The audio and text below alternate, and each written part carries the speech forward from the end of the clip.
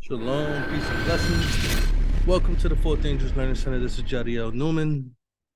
Yeah, that's my last name, Newman.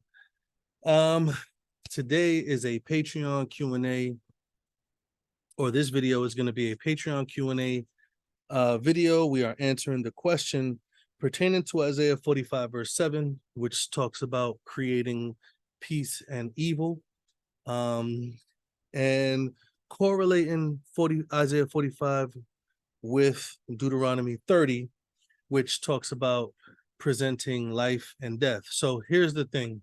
The question is, did Yah create good and evil in order to give us a choice between good and evil? Let me say that again. Did Yah create good and evil in order to give us a choice between good and evil, based off of the verse in Isaiah 45 verse 7. So we're going to take a look at that, look at the context there, and then we're going to look at the context in Deuteronomy chapter 30, just to see if they are giving off this idea. So let's start with Isaiah chapter 45. Okay, chapter 45, looking at verse 7. And it says, I form the light and create darkness. I make peace and create evil. I, yahuah, do all these things. This is, so when you're looking at this verse, this is a compare and contrast verse, meaning he's going to say two things that are direct opposites, and he's going to take responsibility or credit for the manifestation of those things. So look at what it says. I form light and create darkness, right? He says, I make peace and create evil. So evil here is not talking about wickedness, because it's a contrast to peace. The word evil here is talking about destruction. It's talking about destruction, not talking about wickedness. And I'm going to use another verse. I believe I'm going to use a verse in Nehemiah just to show throughout scripture, it uses this word evil, talking about bringing all the Yah is bringing all this evil upon us, talking about destruction, not talking about wickedness. Yah is not bringing wickedness or creating wickedness. He's creating the concept of destruction. He's creating the idea of destruction, and he's also executing destruction on the wicked. So this is the contrast to the word peace. So this is not talking about him creating wickedness and righteousness, or good or bad. This is him talking about creating peace and destruction, or bringing about peace and bringing about destruction. So let me go to a quick verse just to establish the idea. Nehemiah chapter 13 talks about the breaking of the Shabbat, and then it makes a sentence, it makes a statement, let me see, about our forefathers.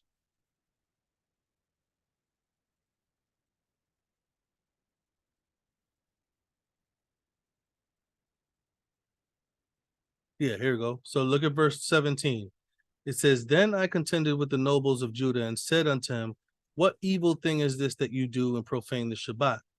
So he says, this evil thing, right? This is referring to a wicked thing. It says, did not your fathers did do this, and did not our Elohim bring all this evil upon us? Not talking about wickedness, talking about destruction. He's talking about the burning down of Jerusalem, burning down of the temple.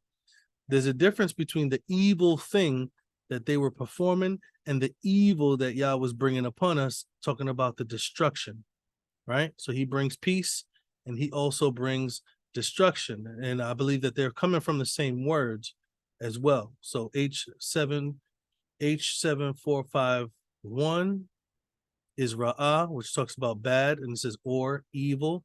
It says naturally or morally. It includes the second, which is adversity or affliction, and calamity, grief, distress, trouble. So it's not only, the word does not only emphasize on wickedness or bad, it's also talking about destruction or something bad happening. So we have to understand the difference between destruction and wickedness that causes destruction. That's what Isaiah 45 is talking about initially. So it's not a statement that's saying that Yah is creating evil for you to choose from. So it does not connect with Deuteronomy 30. But so let's go to Deuteronomy 30 to see what it talks about. Deuteronomy 30, we're looking at verse 14 to 19, and it says, but the word is very near to you, in your mouth and in your heart, that you may do it. See, I have set before you this day life, good, death, and evil. That in that I command you this day to love Yahuwah your Elohim and walk in all his ways and keep his commandments and his statutes and his judgments, that you may live and multiply. Yahuwah your Elohim shall bless you in the land where you go to possess it. But if your heart turn away, so that you will not hear, but shall be drawn away and worship other gods and serve them, I denounce you this day that you shall surely perish. See, this is the evil. This is the destruction that's going to come. You shall not prolong your days upon the land where you go to possess over the Jordan to possess it. I call heaven and earth to record this day against you, that I have set before you life, death, blessing and cursing. Therefore, choose life, that both you and your seed may live. Okay. So in this statement in Deuteronomy 30, it's not that he's creating wickedness. Remember, wickedness is not necessarily an idea.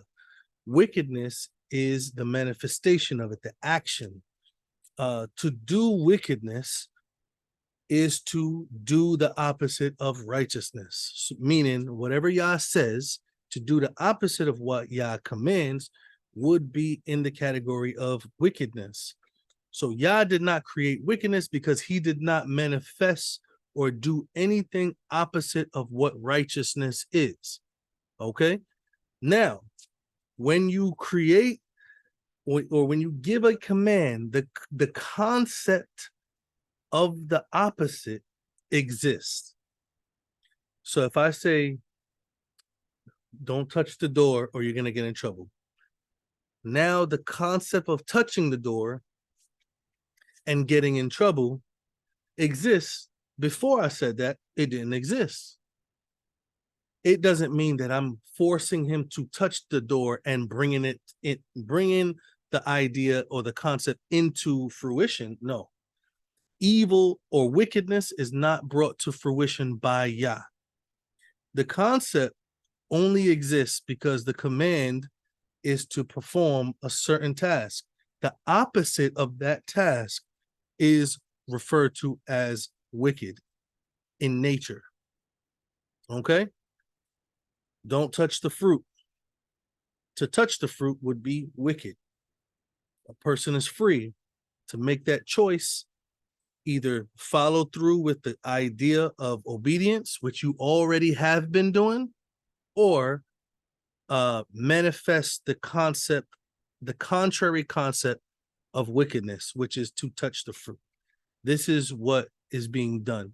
Yah is not bringing wickedness into fruition and then telling you to choose from it. But when you bring a command into light, there's a concept of the contrast or the opposite that automatically exists. This is, you can say Yah is creating the concept due to the fact that he is offering life. So he's offering you life and obedience and safety. So yes, it's creating the contrast, which is to not live, to not do what Yah says, and to not live and be safe, but to be in danger and to receive death. He's not giving them death. He's giving them life and naturally the concept of death exists. It's like without light is darkness. It's just a natural occurrence that the opposite of light would exist if the light disappears. It's just a natural concept. So this is one thing that we need to keep in our mind. Just because a concept exists doesn't mean Yah is the one that brings it to fruition. Just because the contrast of what is good comes about when Yah extends the good command does not mean that he's extending or bringing to fruition the evil command. The evil action. So I just want to make sure that that's clear. So I hope that that's clear. Isaiah 45 verse 7 is not saying that he's creating evil like wickedness. It's talking about him creating destruction on the wicked rather than peace on the righteous. Now, Deuteronomy 30 is the presentation of one concept. Moses does not present death, he presents the Torah. And he says that by me presenting one Torah, you have a choice to follow it or not. The not is the concept of death. The doing it is the concept of life. So by him saying, here's the law from Yah, do this. By saying do this, the concept of not doing it arises. It doesn't mean that Moses is creating a death choice.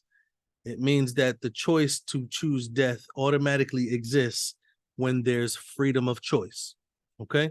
I hope that makes sense. If it does not make sense, please feel free to email us so that way we can kind of elaborate and clear that up a little bit more. All right? So I hope that this was clear and look forward to talking to you guys soon. Shalom. Shalom, shalom. Thank you guys for joining our study today. I hope that it was edifying. And if you want to support this ministry, you can support us on 4alc.com. And don't forget to subscribe to this YouTube page. Click the like button and the notification bell. I hope to see you guys on the next study. Shalom, guys.